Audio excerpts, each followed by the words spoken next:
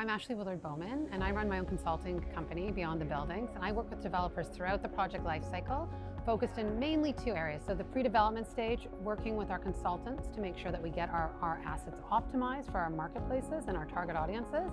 Then I oversee the revenue stream, so sales, marketing, and leasing. So not only making sure we get the buildings right, making sure that they hit our financial projections.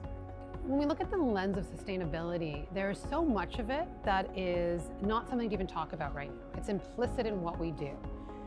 We then have the lens of how do we adopt sustainability to future-proof our assets, and that can be future-proofing from a user experience, whether it be an office building for workers, a residential building for people that live there, and also where is it going to help us by embracing it now to help us long-term on the performance of these buildings so that we improve the NOI of these assets. So one, when we future-proof, it's about how are we going to make these buildings healthier, better, and the second is, how are we going to make them sustain better as the decades go on. Accessibility, so I'll speak from a residential lens. So I mean, the percentage of units that have to be accessible have increased across the municipalities. We have become very good at making those units really optimized and livable with those requirements. I think, though, collaboration is needed to really determine how people are living in these units to even further optimize how we address those units. ESG is such a big topic. I would say we're doing very well on environmental and those sustainable criteria and how we address that. As part of that, governance, I see huge moves on.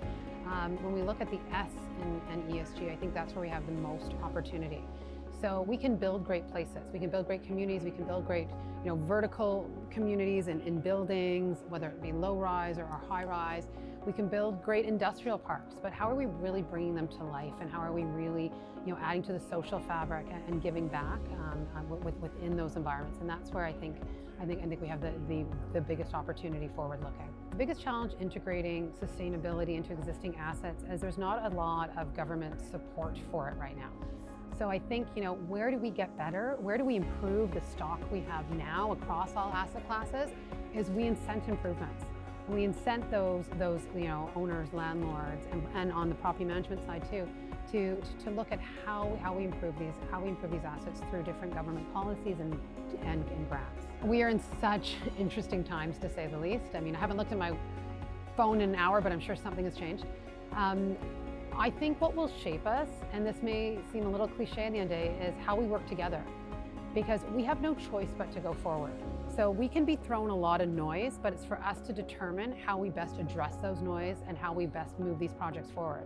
So I think, this business always comes down to relationships, and I think how we work together to move our industry forward is really what's going to shape us in the next year ahead.